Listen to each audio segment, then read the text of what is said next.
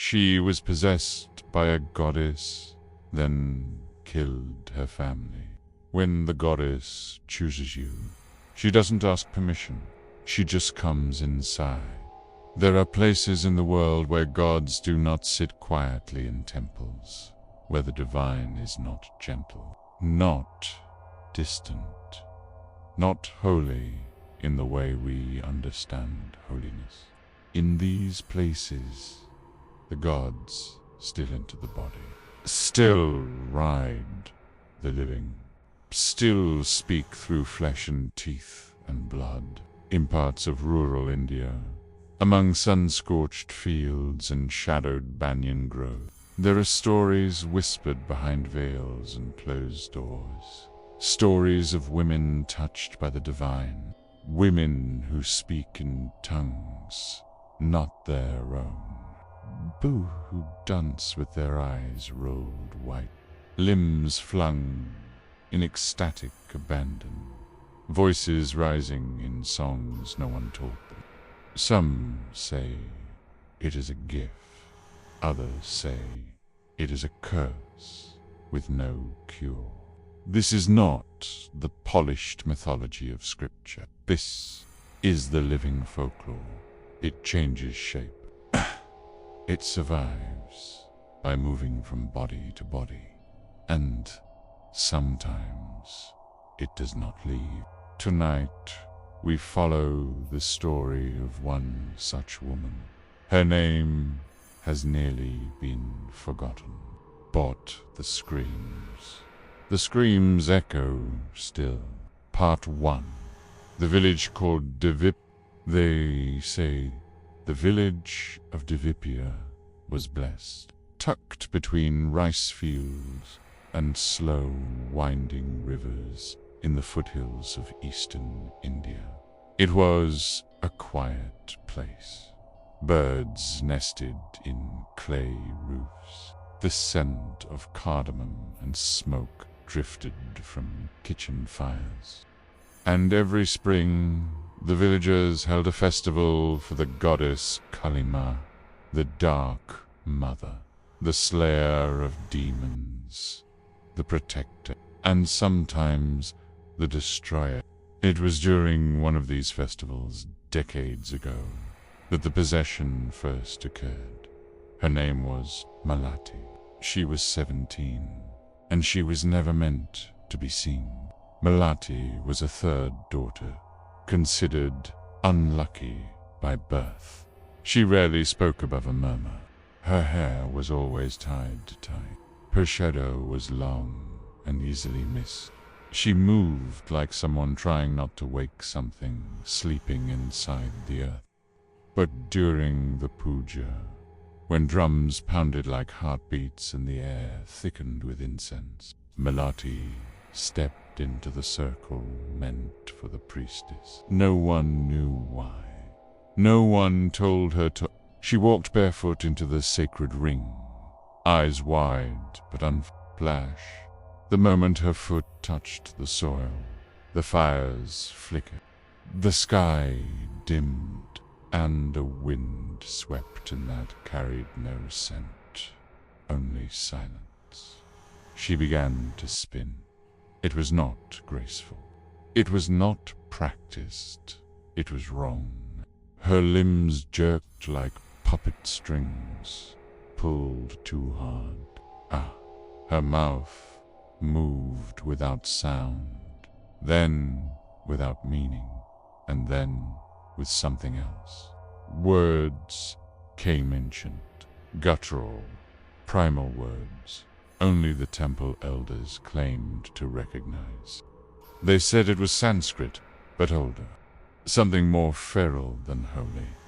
Her family tried to pull her out, but she flung them off like rag dolls. Then she screamed, a high, ragged, glass-shattering scream that left the birds falling from trees and dogs howling in pain. When it ended, her body cold, but her eyes. After that night, Nothing was the same. Malati stopped sleeping. She began speaking in voices plural, sometimes as a child, sometimes as an old woman, and sometimes in no human voice at all. At first, the villagers said it was a miracle. A goddess had chosen her. She should be honored, feared, obeyed. But then animals began to go missing. Children woke with scratches on their cheeks. Men began to sleep with knives beneath their pillows. And Malati's family, her mother, her father, her 2 sisters, began to lock their doors. From the inside, they said she would stand in the courtyard for hours, unmoving, staring at the house. Sometimes she whispered their names. Sometimes she just watched, Prue. And then, one night, only the smoke was left. No one knows how the fire started. No one saw her light it.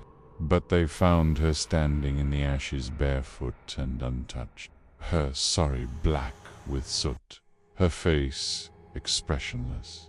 Behind her, the house still smoldered, and inside, only bone.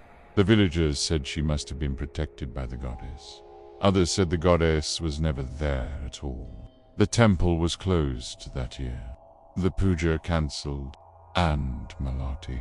She walked out of Divipia at dawn, alone, unfollowed. No one saw where she went.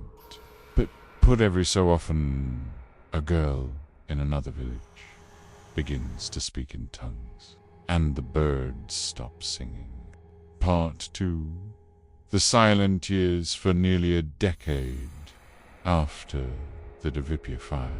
Malati's name was not spoken aloud, not in temples, not in homes, not even in prayers.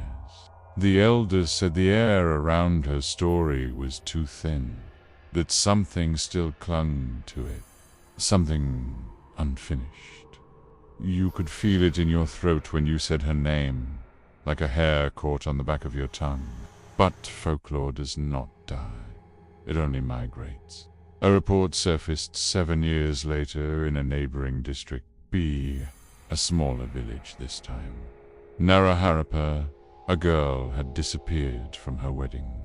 She returned 2 nights later, barefoot and shivering, her bridal jewelry twisted around her wrists like manacles. She didn't speak, didn't cry, only watch. And then, just like Malati, she began to change. Not all at once. It was subtle. Tea. Developed a taste for raw food. She began drawing symbols in ash on the floor, shapes the local priest refused to identify. Her husband tried to keep her locked inside. Here, he was found, drowned in a bucket barely deep enough to wash vegetables. There was no trial, only whispers. The villagers said the woman had been seen days earlier, speaking to someone in the trees, but no one else had been there.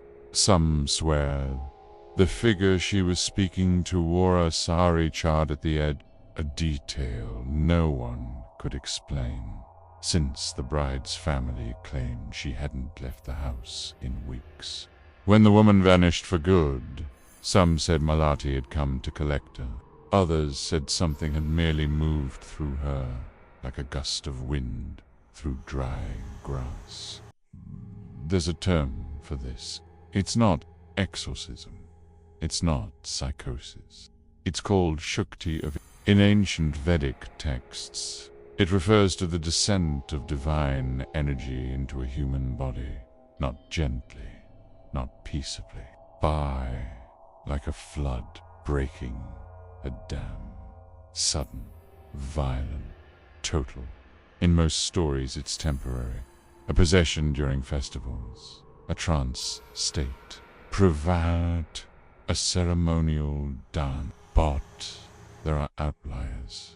There are accounts that speak of women taken permanently, chosen by the goddess. Yes, but consumed by her, too. They don't age the same, don't dream the same. Pearl, and they leave behind a trail that smells like smoke and something sweet like rotting flower. In 1997, a schoolteacher passing through a rural stop near the Jharkhand border claimed to have picked up a hitchhiker, a woman in a deep red sari, barefoot, with eyes that never blinked. The teacher said she didn't speak, but hummed a low, rhythmic tune, hypnotic and slow. She didn't ask to be dropped off.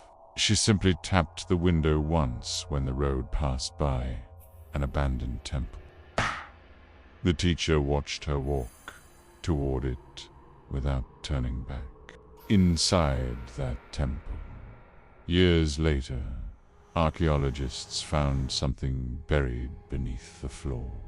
Half-burned bangles, a child's anklet, and a mural, freshly painted, and a mural of a woman standing in fire, smiling. The mural shouldn't have been there. The temple had been closed for over 40 years, and still the paint hadn't dried. What was Malati? A victim? A vessel? A murderer? A goddess? Or something in between? All that remains are the sightings, the patterns, and the silence left behind. Some say she appears to women right before a threshold moment, a marriage, a birth, a death. Others say you only see her after the blood, after the fire, after the screams have stopped echoing. And always, she's barefoot, always watching. You'll know it's her if the dogs won't bark. If your dreams turn to ash. If you wake up with your own name whispered from a voice that is not your own. They say the goddess chooses who she will ride, but Malati never let go, and neither does she. Part 3. The Possessed and the Forgotten. There's one account they try to erase. Even now, the records are redacted, names blacked out. A village no longer marked on maps, but some things survive. In archived newspaper clippings, in the journals of foreign anthropologists, in the quiet terror of oral It happened in 2009, in a remote hill settlement near Orissa. There, a missionary clinic had been tending to cases of unexplained illness, mostly women. Fever, seizures, hallucinations, but no virus, no bacteria, nothing the tests could prove. One nurse wrote, "They come in burning with fever, but their skin is cold. They mutter things. Words not in any language I know. One woman bit clean through her tongue and didn't flinch. Most disturbing was a patient named Rekha, brought in by her uncle. She hadn't spoken in days. She hadn't moved in hours. Prayer. Her hands were clasped, as if in prayer, but her fingernails had grown inward through the skin. At 2:17 a.m. her vitals flatlined. She was declared dead. 14 minutes later, she sat up. Not modern, but ancient Vedic Sanskrit. Words only found in shrines and fragments of forgotten scripture. The night staff claimed the lights flickered. The temperature dropped by 10 degrees. Rekha stood, walked barefoot to the corner of the room, and began chanting in Sanskrit. And then she began to name the nurses by name, including one who had never spoken it aloud in the village. She did not speak again. She only looked at each of them and smiled. They discharged her at dawn. No explanation. Later that year, the clinic shut down, and the village, it burned. No cause was ever found. No official statement released. Only a note scrawled in the final page of a field journal by the clinic's doctor. I don't think they're ill. I think they're doorways. Something is learning how to stay open. There is a theory, old, unspoken, except in shadows, that possession is not an event. It is an inheritance, a thread passed from woman to woman, across time and fire and silence. Others caught fire. Some believe Malati was simply the first, or the most visible, a kind of goddess carrier, not a victim, not a priestess, but a lantern with too much flame. And in lighting her, you might think, in a modern world of cameras and science and proof, these stories would fade, but they haven't. If anything, they've multiplied. There are YouTube videos now, law resolution clips from festivals, from ceremonies deep in the jungle, from unmarked villages. You can hear the same humming tune. You can see women writhing in dust, limbs jerking like marionettes, eyes rolled white. Some say it's all performance, psychosis, mass hysteria. But the old women in those crowds, the ones who grew up hearing Malati's name in lullabies, meant more to warn than soothe. They never look surprised, only resigned. They've seen this before. Sometimes, when the wind is just right, they say you can smell her before you see her. Ash and marigold. Sometimes she comes in dreams. Sometimes she comes in fire. But always she comes. And if she chooses you, if she steps into your skin, quiet and unseen, you won't scream, you won't cry, you'll smile. And no one will know until it's far too late. Because possession doesn't always look like madness, always leave a shadow. Sometimes it looks like clarity, like purpose, like power. And power always leaves a shadow. Part 4. The goddess that never leaves, they no longer say her name, not because they forgot, but because remembering invites. In Divipya, the house where Malati's family burned has grown over with vines. Children are told never to go near it, but sometimes they do. They say the door opens if you stand long enough. That you can hear humming from beneath the floorboards. And if you turn away too quickly, you'll hear footsteps behind you, bare, slow, following, across India, beyond rivers, beyond memory. These stories persist, not written, not proven, but carried, like seeds in ash. Each tale slightly different. A girl who stopped blinking, a widow who whispered in two voices, a dancer who vanished mid-step, her shadow still spinning long after she was gone. And always, always, the scent of smoke, barefoot trail, the silence that comes just before the scream. Some say the goddess has found a new host. Others say she never needed one, that she was never in them. That she was always around them, waiting. Not every possession begins with a trance. Not every curse begins with a name.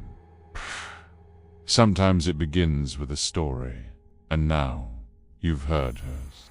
So, tonight, when the wind rattles your window, when your dreams flicker and twist, when you wake up with a taste of ash in your mouth, don't look at the door. Don't check the corner of your room, because if she's there, she already knows your name. Subscribe if you dare return for more.